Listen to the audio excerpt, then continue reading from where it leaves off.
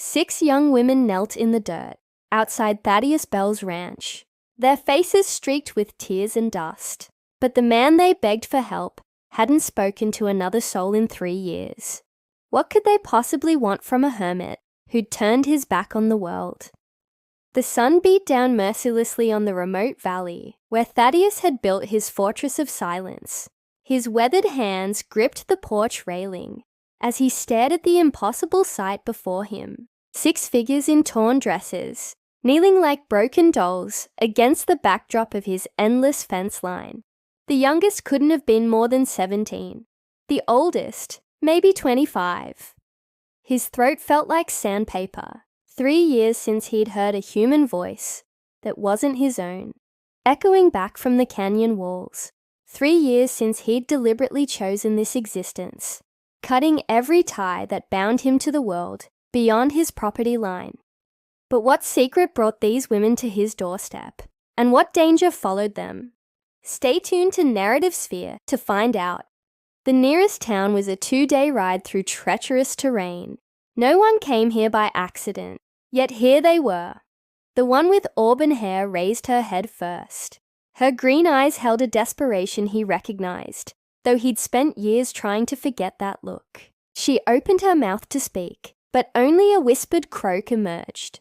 Her lips were cracked, her face hollow with exhaustion. Whatever had brought them here, they'd traveled far and suffered much. Thaddeus felt his carefully constructed walls begin to tremble. Every instinct screamed at him to turn away, to retreat into his cabin, and pretend this moment never happened. He'd learned the hard way that helping others only led to pain. That trust was a luxury he could no longer afford. That the safest place was alone, always alone. But as the auburn-haired woman struggled to stand, swaying dangerously, something stirred in his chest. A feeling he'd buried so deep, he'd almost convinced himself it was dead. The feeling that maybe, just maybe, running away wasn't the same as being safe. The woman took a step forward, her voice barely audible across the distance between them. Her words would shatter the silence he'd built around himself like armor. And once spoken, there would be no taking them back, because what she was about to tell him would reveal that his 3 years of isolation had been nothing compared to the choice he was about to face. The auburn-haired woman's voice cracked as she spoke, but her words cut through the desert air like a blade. "Please, mister, we ain't got nowhere else to go. They're hunting us." Thaddeus gripped the porch railing tighter, his knuckles white against the sun-bleached wood. Hunting. The word triggered memories he'd spent years suppressing. Images of another woman, another desperate plea, another moment when he'd made the wrong choice. His jaw clenched so hard it ached. "You need to leave," he called back, his voice rusty from disuse. "I can't help you." But even as the words left his mouth, he noticed details that made his stomach twist with dread. The woman's dress wasn't just torn.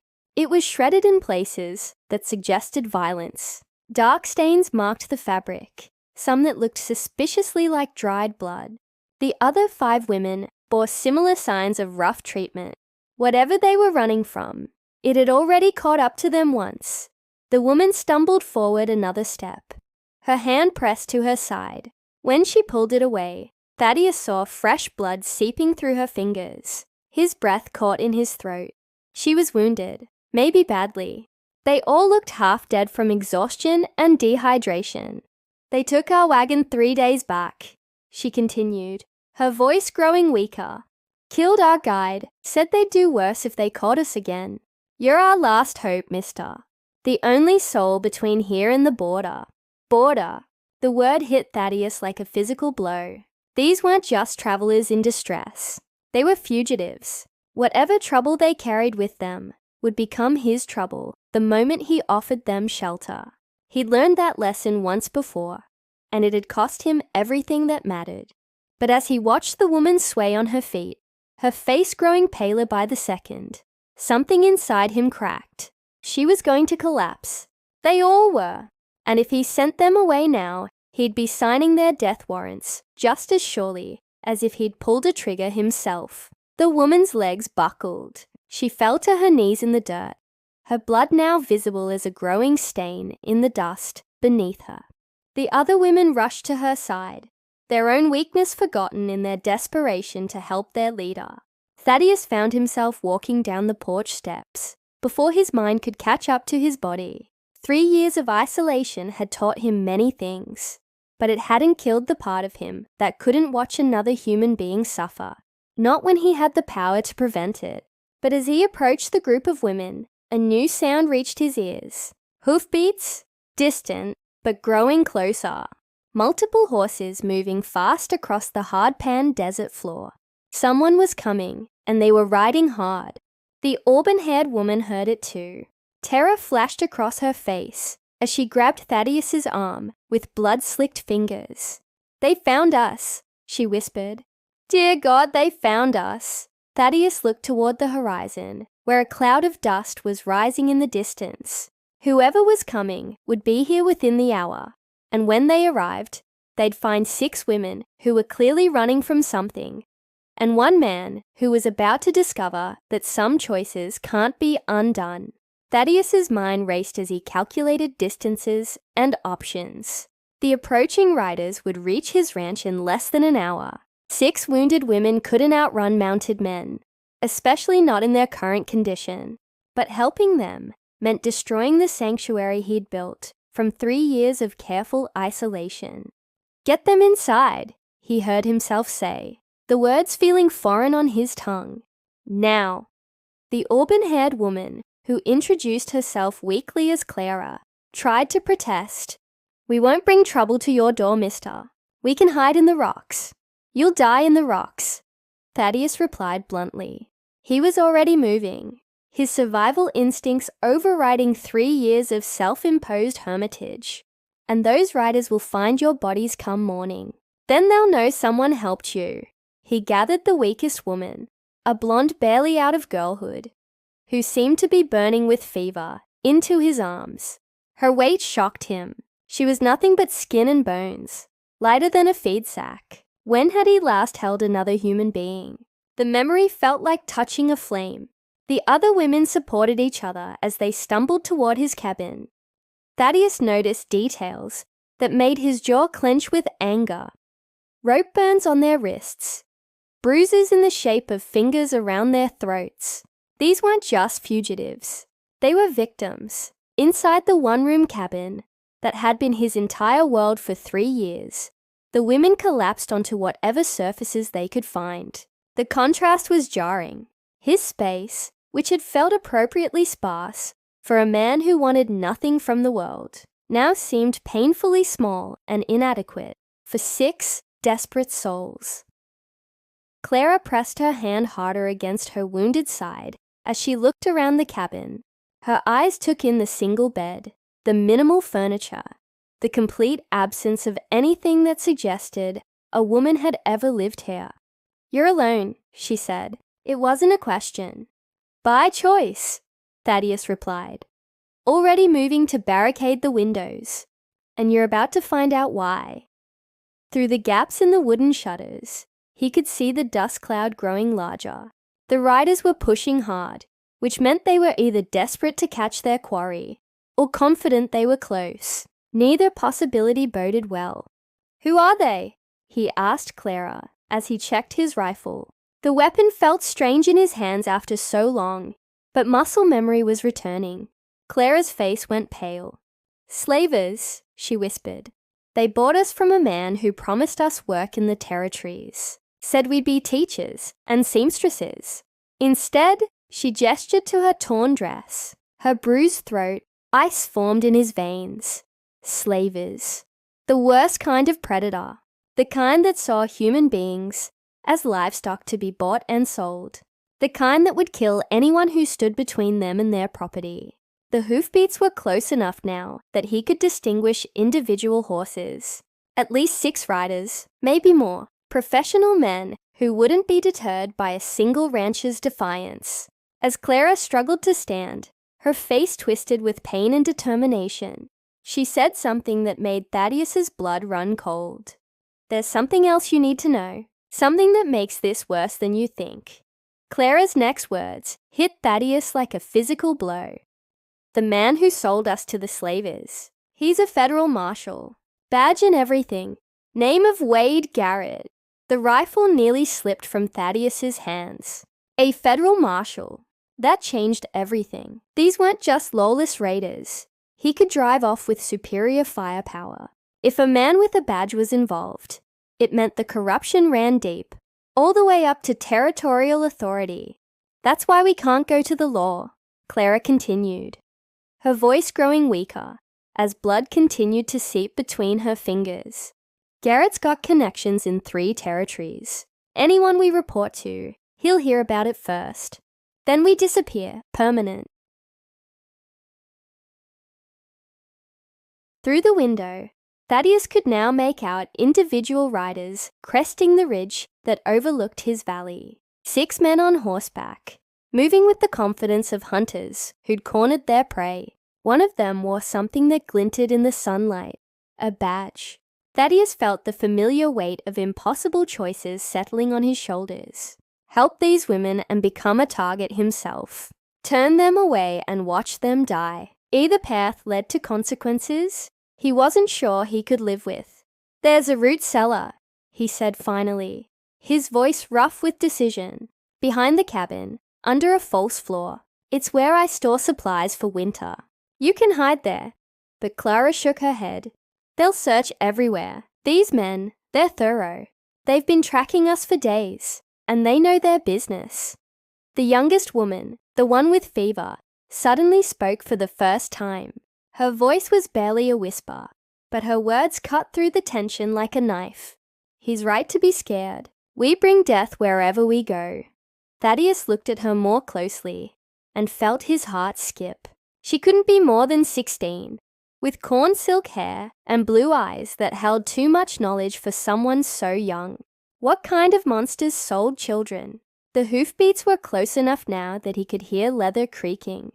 Men calling to each other in low voices. They were spreading out, surrounding the ranch with military precision. Professional kidnappers who'd done this many times before. Listen to me, Thaddeus said, his voice steady, despite the chaos in his mind. I need to know exactly what we're dealing with. How many men? What weapons? How far will they go? Clara met his eyes, and he saw a depth of suffering that made his own 3 years of self-imposed exile seem like a vacation. They'll burn this place to the ground if they have to. Kill anyone who stands in their way. These ain't men with consciences, mister. They're devils in human skin. Through the shutter slats, Thaddeus caught his first clear glimpse of the lead rider. The man sat his horse like he owned the world, his badge catching the light as he surveyed the ranch buildings. Even at a distance, Thaddeus could see the cold calculation in his posture. This was Wade Garrett, the federal marshal who sold human beings for profit. If you were Thaddeus, what would you do? Would you stand and fight against impossible odds, knowing you'd likely die, but might save 6 innocent lives? Or would you try to negotiate, potentially saving yourself, but dooming the women to a fate worse than death? Drop your choice in the comments below, and let's see what you do on Narrative Sphere. The riders had stopped just outside rifle range, close enough to communicate, but far enough to avoid immediate danger. Garrett raised his voice, and his words carried clearly across the desert air. Afternoon, friend. We're looking for some runaway property. 6 women who stole themselves from their rightful owners. You seen anyone like that around here? Thaddeus stepped onto his porch, rifle held loosely in his hands, but ready. The afternoon sun cast long shadows across the yard as he faced down 6 mounted men who radiated menace like heat from a forge. Marshal Garrett sat his horse in the center, his badge gleaming against a black vest that had seen too much blood. Haven't seen anybody, Thaddeus called back, his voice carrying the flat tone of a man accustomed to solitude. Don't get many visitors out here. Garrett's smile was cold as winter stone. That's so. Mind if we take a look around? Sometimes folks hide in places they think nobody will find them. Behind Thaddeus, inside the cabin, he could hear the faint sounds of the women trying to muffle their breathing. Clara had grown silent, probably unconscious from blood loss. The youngest was still burning with fever. None of them were in any condition to run, even if there was somewhere to go. "This is private property," Thaddeus replied, "and I don't recall inviting you to search it." One of Garrett's men, a scarred brute with dead eyes, spat tobacco juice into the dust. "Federal authority trumps private property, hermit. You got something to hide, or you just naturally unfriendly." Thaddeus felt sweat beading on his forehead, despite the desert heat. These men weren't here to negotiate. They'd already decided he was hiding something. The only question was how far they'd go to prove it. "Funny thing about hermits," Garrett said, dismounting with fluid grace. "They usually choose isolation because they got secrets." "What's your secret, friend?" The marshal took a step closer, his hand resting casually on his pistol grip. "See, we've been tracking those women for 3 days. Lost their trail about a mile from here, right where the hard ground starts. Now, I'm thinking a smart man might have helped them cover their tracks. Question is, why would he do that?" Thaddeus could feel the moment balanced on a knife's edge. Behind him, one of the women made a soft whimper of pain. It was barely audible, but in the desert silence, it might as well have been a scream. Garrett's head tilted slightly, like a wolf catching a scent. "What was that?" "Wind," Thaddeus said quickly. "Loose board in the roof." But Garrett was already moving, drawing his weapon with practiced smoothness. "Boys, I think our hermit friend's been keeping secrets. Why don't we have us a proper look inside?" The other 5 men dismounted in unison, their movements coordinated and efficient. These weren't random thugs. They were professionals who'd done this many times before. Thaddeus realized with cold certainty that talking his way out was no longer an option. As Garrett stepped onto the porch, his boots creaking against the weathered wood, he spoke in a voice that promised violence. "Here's what's going to happen. You're going to step aside, and we're going to collect our property. Anyone who interferes gets buried in the desert where nobody will ever find them." If you're gripped by this story, hit that subscribe button for Narrative Sphere to catch more tales that keep you on the edge of your seat. But as Garrett reached for the cabin door, Thaddeus made a choice that would change everything. The choice that had been building since the moment he'd seen 6 desperate women kneeling in his yard. Thaddeus raised his rifle in one smooth motion, the barrel coming to rest inches from Garrett's chest. The marshal froze, his hand still reaching for the door handle, his eyes widening with surprise and calculation. "I said, this is private property," Thaddeus repeated, his voice deadly calm. "And I meant it." For a heartbeat, the world held its breath. 6 guns were suddenly trained on Thaddeus from the yard below, but his rifle never wavered from Garrett's heart. The marshal's face cycled through emotions: surprise, anger, and finally a cold respect. "You're making a mistake, friend," Garrett said softly. "A big one. Those women belong to us, bought and paid for. You're interfering with legal commerce." "Legal?" Thaddeus's laugh was bitter as alkali dust. "Slavery's been illegal for years, Marshal, even out here in the territories." Garrett's smile returned, thin and predatory. "These ain't slaves, hermit. They're indentured servants, signed contracts and everything. They owe debts that need paying." Inside the cabin, Thaddeus heard Clara's voice, weak but fierce. "Lies. We never signed nothing. He drugged us, took us from a church social in Kansas." Garrett's face darkened at being overheard. "Sounds like you got some stolen property in there, friend. Property that's causing you to make poor choices." The standoff stretched like a wire pulled too tight. Thaddeus knew the mathematics of his situation. 7 armed men against 1, with 6 wounded women caught in the crossfire. Even if he killed Garrett, the others would cut him down before he could work the rifle's lever. But sometimes mathematics didn't matter. Sometimes a man had to make a stand, regardless of the odds. "Here's what's going to happen," Thaddeus said, his voice carrying the authority of absolute conviction. You're going to get back on your horses and ride away. You're going to forget you ever saw this place or these women.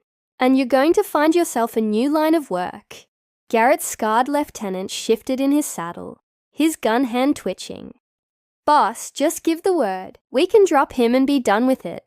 But Garrett held up a hand, his eyes never leaving Thaddeus's face. Something had shifted in the marshal's expression. He was seeing something he hadn't expected. A man who'd already made peace with dying. "You know what I think?" Garrett said slowly. "I think you got history with situations like this. I think maybe you failed to help someone once before, and now you're trying to make up for it." The words hit like physical blows. Thaddeus felt his carefully buried memories clawing their way to the surface. Another woman, another desperate plea for help, another moment when he'd chosen safety over courage and watched someone die for his cowardice. It touched a nerve, did I? Garrett pressed. "What was her name? Wife, sister, daughter? Someone you let down when it mattered." Thaddeus's grip tightened on the rifle, but his aim never wavered. "Her name was Sarah. She was my wife, and I won't make the same mistake twice." Garrett nodded, as if something important had been confirmed. "Sarah, pretty name. Bet she died screaming, knowing you were too much of a coward to save her." The rage that exploded in Thaddeus's chest nearly cost him everything. For a split second, his finger tensed on the trigger, ready to end Wade Garrett's life, regardless of consequences. But in that moment of white-hot fury, he heard something that changed everything. Clara's voice from inside the cabin, barely a whisper, but carrying clearly in the desert air. "Thaddeus, that's his name. The man who killed your wife." The words hit Thaddeus like lightning striking twice, in the same place. Wade Garrett. The name he'd spent 3 years trying to forget. The man who'd come to their homestead with promises of protection, who'd demanded Sarah as payment when Thaddeus couldn't meet his extortion fees. The man who'd laughed when Thaddeus begged for mercy, who'd taken Sarah anyway when he refused to fight. Garrett's eyes glittered with recognition and sick pleasure. "Well, well, Thaddeus Bell, the coward of Willow Creek. I wondered what happened to you after you ran away like a whipped dog." The rifle trembled in Thaddeus's hands, but not from fear. 3 years of guilt and rage, focused into a single point of blazing hatred. "You killed her." "I didn't kill her," Garrett said with mock innocence. "You did, by being too yellow to fight for her. She called your name when she died, you know. Wondered where her brave husband had gone." Thaddeus felt something fundamental crack inside his chest. The careful walls he'd built around his grief. The rational explanations he'd constructed for his cowardice. The lies he'd told himself about having no choice. All of it crumbled at once. "But here's the beautiful part," Garrett continued, his voice dripping with malicious joy. "History is about to repeat itself. Except this time, instead of 1 woman, you got 6. And you're going to watch me take every single one of them. Just like before." Behind Thaddeus, Clara's voice grew stronger, fueled by desperate fury. "He's lying, Thaddeus, about your wife calling for you. Sarah Bell died fighting. I know because I was there. I was one of the women he took before her." The revelation hit like a physical blow. Thaddeus turned his head slightly, never taking his eyes completely off Garrett. "What, Sarah Bell?" Clara continued, her voice gaining strength despite her wounds. Blonde hair, blue eyes, scar on her left hand from a cooking accident. She fought like a wildcat when they took her. Broke one man's nose, nearly took another's eye. And when she died, she wasn't calling for you. She was cursing Garrett's name. Garrett's confident smile faltered for the first time. "Shut your mouth, woman." But Clara pressed on, her words carrying the weight of witnessed truth. "She told me about you in the wagon. Said you weren't a coward. Said you'd promised to come for her. And she believed you would. She died believing you'd come." Thaddeus felt the world tilt on its axis. For 3 years, he'd carried the weight of cowardice, the certainty that he'd failed the woman he loved. But if Clara was telling the truth, "I searched for weeks," he whispered, the words torn from his throat. "Followed every trail, checked every town, but you were already gone." Garrett recovered his composure, but something had changed in his posture. He was no longer playing with a broken man. He was facing someone dangerous. "Touching reunion, but it changes nothing. You still lost her, and you're about to lose again." The marshal's hand moved toward his gun, but Thaddeus was already squeezing the trigger. The rifle's roar split the desert silence like thunder, and Wade Garrett flew backward off the porch, his chest blossoming red. Chaos erupted in the ranch yard as Garrett hit the ground. His 5 men opened fire simultaneously, bullets splintering the porch railing and shattering windows. Thaddeus dove behind a water trough, working his rifle's lever with practiced speed. The man who'd spent 3 years running from violence had remembered how to fight, but the odds were impossible. 5 professional killers against 1 rancher, with 6 wounded women trapped in the crossfire. Thaddeus knew he had maybe 30 seconds before they overwhelmed his position. Then Clara appeared in the cabin doorway, clutching a shotgun she'd found inside. Blood stained her dress, but her hands were steady as she fired both barrels into the nearest rider. The man tumbled from his horse, screaming. "The root cellar," she shouted over the gunfire. "There's more weapons down there." The other women emerged from the cabin like avenging angels, each carrying rifles or pistols from Thaddeus's hidden arsenal. They were wounded, exhausted, barely able to stand, but they'd found something worth fighting for, their freedom, and the first man in years who'd been willing to die for it. The gunfight that followed was brief but brutal. Caught between crossfire from the cabin and the porch, Garrett's remaining men broke and ran. 2 more fell before they reached their horses. The survivors rode hard for the horizon, leaving their dead behind. In the sudden silence that followed, Thaddeus found himself kneeling beside Wade Garrett's body. The man who'd haunted his nightmares for 3 years was finally dead, but the victory felt hollow. Sarah was still gone. The years of self-imposed exile couldn't be undone. Clara knelt beside him, her own wounds forgotten. "She'd be proud of you," she said quietly. "Sarah, she'd be proud you finally fought back." Thaddeus looked up at the 6 women who'd changed everything by refusing to accept defeat. Clara, bleeding but unbowed. The fever-sick girl who'd found strength she didn't know she had. 4 others, whose names he didn't even know yet, but who'd stood with him when it mattered. "What will you do now?" he asked Clara. She smiled for the first time since he'd met her. "We talked about it while you were playing hero. There's a town 2 territories north that needs teachers. Good folks who won't ask too many questions about where we came from." "And you?" she asked. "Will you go back to hiding in this valley?" Thaddeus looked around at his ranch, the place that had been both sanctuary and prison for 3 years.